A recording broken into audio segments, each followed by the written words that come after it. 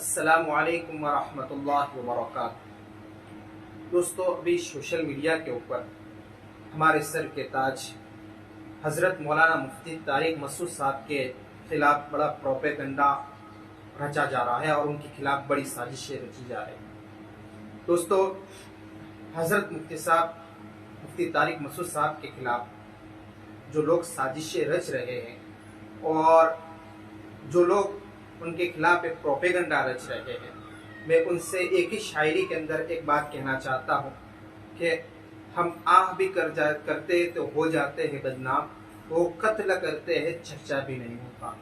आप इस शायरी से पूरा मकसद समझ गए होंगे कि हज़रत मौलाना मुफ्ती तारिक मसूद साहब ने जब वो बात कही थी, और वो लोग हमारे उलमा भी कहते हैं कि वो आवाम में कहने वाली बात नहीं है, इल्मी गुफ्तगू है, लेकिन वो आवाम में कहने के बाद कुछ शरीरों ने, कुछ शरपसंद लोगों ने उसको उछालने के बाद मुफ्ती साहब के ऊपर गुस्ताखी के फतवे लगाए और मुफ्ती साहब के ऊपर इल्ज़ामात लगाना शुरू कर दिया।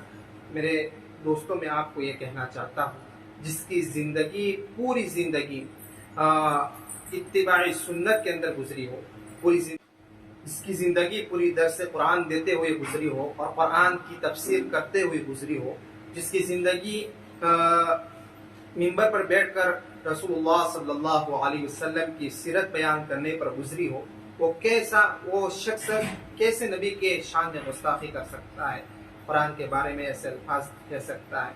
लेकिन कुछ शरारत पसंद ने इस बात को उछाला, इनको पता नहीं है। अगर अपने ही घर की किताबों में देखते, अपने ही घर की किताबों के अंदर उनको खंगालते, छानते, तो उनको पता चल जाता कि सबसे पहला कि गुस्ताखी का फतवा अगर लगाना था तो उनकी किताब जो अभी स्क्रीन पर नजर आ रही है, ये किताब इनके बड़े एक मुफ्ती गुजरे हैं जिसका नाम है मुफ्ती नईम यार खान साहब। मुफ्ती नईम यार खान साहब इनके बड़े मुफ्ती गुजरे हैं। उन्होंने अपनी किताब में तफसीरी नईमी में बात लिखी है। मुफ्ती साहब ने तो अभी बात कही है, लेकिन अगर फतवा लगाना है सबसे पहले तो इनके ऊपर फतवा लगाइए, जिन्होंने ये कहा है कि कुरान के अंदर नहवी गलतियां मौजूद हैं और बाकायदा मिसाल के साथ इन्होंने बतलाया है। आप पढ़िए, इस तफसीर नईमी की सफ़े के ऊपर पढ़िए, आपके स्क्रीन पर नजर आ रहा होगा, आप ध्यान से देखिए। इसलिए तो मैंने कहा कि हम आह करते हैं तो हो जाते हैं बदनाम, और वो कत्ल करते चर्चा भी नहीं होता। दोस्तों, जिस शख्स की जिंदगी बीवी और बच्चों को छोड़कर अल्लाह के दिन के लिए गुजरी हो, वो कैसे नबी के शान में गुस्ताखी कर सकता है। दोस्तों, हज़रत मुफ्ती साहब ने अपने बात से रुजू भी कर लिया, कुल्लु बनी आदम खताउन, कि हर बनी आदम खतावार, और बेहतरीन खतावार वो है जो अपनी तौबा कर ले, गुनाहों से तौबा कर ले।